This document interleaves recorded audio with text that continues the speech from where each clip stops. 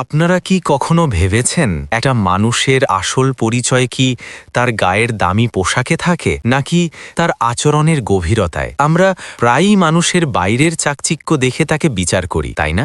কিন্তু যদি আমি আপনাদের বলি ছেঁড়া জামা আর মলিন চেহারার আড়ালে মাঝে মধ্যে লুকিয়ে থাকে এমন এক ব্যক্তিত্ব যার এক ইশারায় বদলে যেতে পারে হাজারো মানুষের ভাগ্য, আজ আমি আপনাদের শোনাবো তেমনই এক অবিশ্বাস্য গল্প।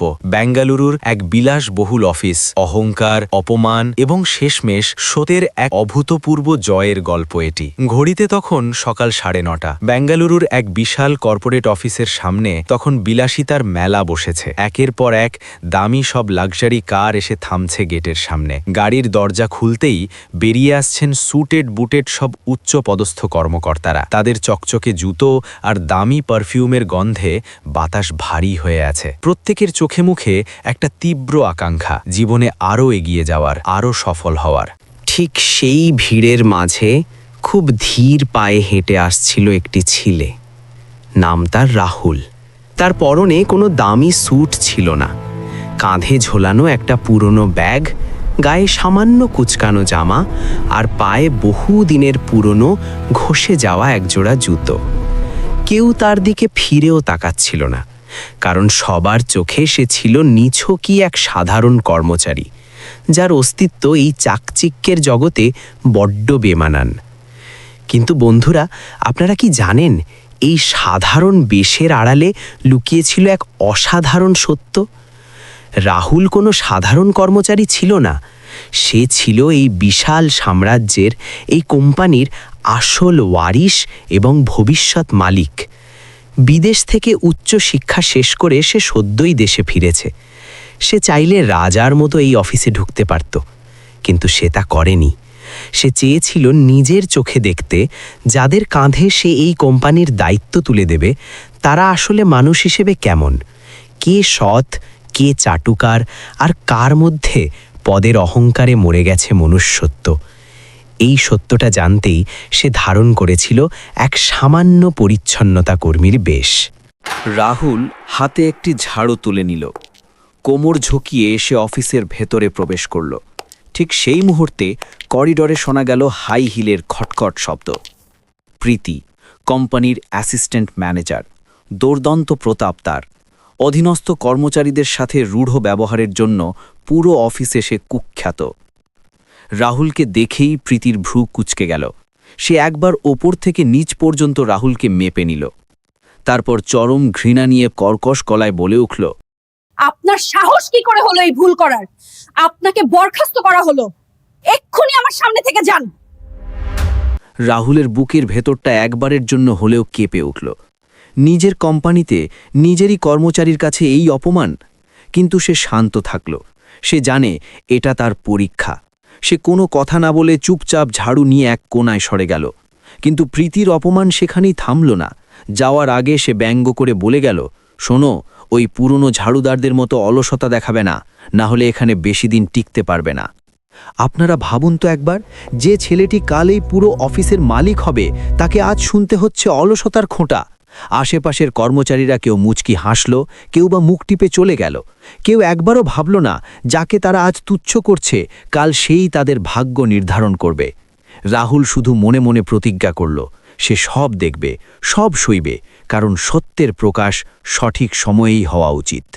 দুপুরের খাবার সময়, ক্যান্টিন সরগরম। কেউ কফি হাতে আড্ডা দিচ্ছে, কেউ জোরে হাসছে।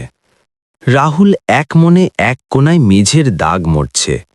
তার চোখ ছিল মেঝেতে, কিন্তু কান ছিল খোলা। হঠাৎ এক মহিলার তীক্ষ্ণ হাসির শব্দে তার মনোযোগ নড়ল। মহিলাটি রাহুলকে দেখিয়ে তার সঙ্গীদের বলছে,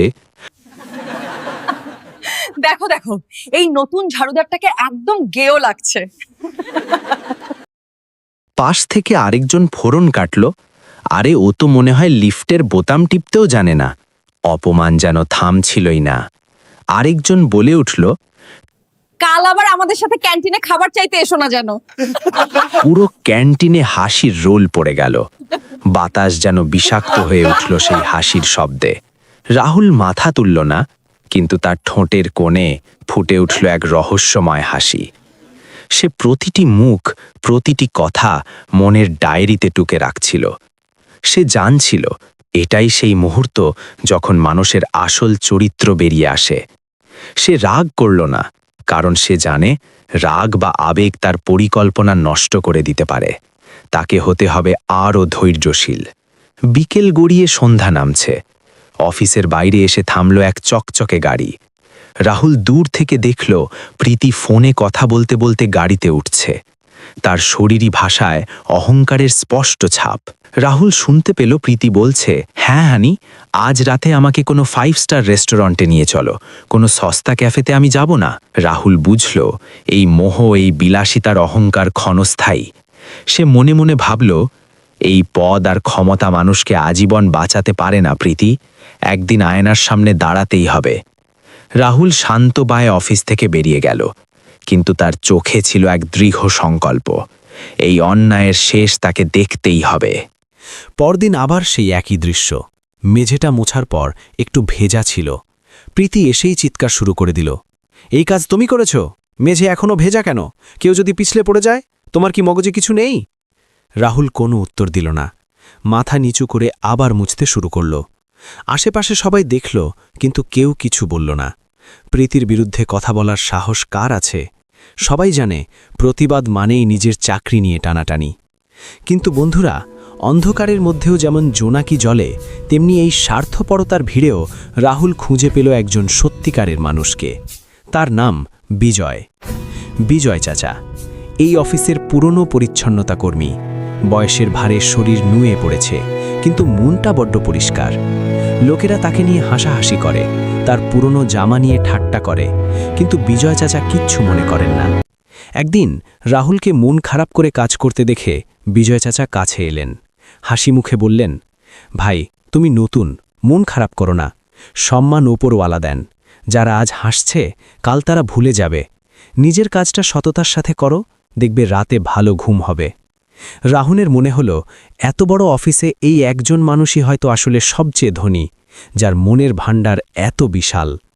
দুপুরের খাবারে বিজয় চাচা তার রুটির অর্ধেকটা ভেঙে রাহুলকে দিয়ে বললেন, নে বেটা, খেয়ে নে, তুই জোয়ান ছেলে, তোর গায়ে জোর দরকার। আমি তো একা মানুষ, আমার চলে যায়। রাহুলের চোখে জল চলে আসার উপক্রম হল। সে ভাবল, যে মানুষটা নিজে অর্ধেক খেয়ে অন্যকে খাওয়ায়, এই কোম্পানির আসল সম্পদ তো এই মানুষটাই। রাহুল সেদিনই ঠিক করে ফেলল, সে শুধু নিজের জন্য নয়, বিজয় চাচার মতো প্রতিটি শোষিত মানুষের জন্য এই লড়াই লড়বে। দিন গড়িয়ে চলল। রাহুল ছায়ার মতো সব পর্যবেক্ষণ করতে থাকল। হঠাৎ একদিন দুপুরে অফিসে হইচই পড়ে গেল। কোঅপারেটিভ সোসাইটির রুম থেকে নাকি টাকা চুরি হয়েছে। পুরো অফিসে আতঙ্ক। সবাই একে অপরের দিকে সন্দেহের দৃষ্টিতে তাকাচ্ছে। ঠিক তখন প্রীতি ঝড়ের বেগে হলে প্রবেশ করল। তার হাতে কিছু কাগজ, চোখে মুখে আগুনের আঁচ। সবার সামনে সে চিৎকার করে ঘোষণা করল, আমি জানি টাকা কে চুরি করেছে। এটার কেউ নয়, ওই বিজয় করেছে। বিজয় চাচা তখন জলের গ্যালন নিয়ে রুমে ঢুকছিলেন।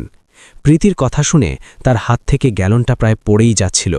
তিনি কাঁপা কাঁপা গলায় বললেন, ম্যাম, আমি তো শুধু জল রাখতে এসেছিলাম, আমি টাকার বাক্স ছুঁয়েও দেখিনি।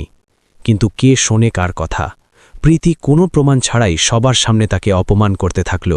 চুপ করো, তোমাদের মতো ছোট লোকেরাই কোম্পানির বদনামের কারণ, তোমাকে তো ঘাড় ধাক্কা দিয়ে বের করে দেওয়া উচিত। পুরো অফিস চুপ। কেউ একবারও বলল না যে বিজয় চাচা গত 10 বছর ধরে এখানে সততার সাথে কাজ করছেন। এইচআর ডিপার্টমেন্ট থেকেও তাকে কঠোর হুঁশিয়ারি দেওয়া হলো। অপমানে, লজ্জায় বিজয় চাচার ফর্সা মুখটা কালো হয়ে গেল। তিনি মাথা নিচু করে বেরিয়ে গেলেন। রাহুল দূর থেকে সব দেখছিল। তার বুকের ভেতরটা ডুমড়ে মোচড়ে যাচ্ছিল। সে জানত বিজয় নির্দোষ, কিন্তু আজ সে চুপ থাকলে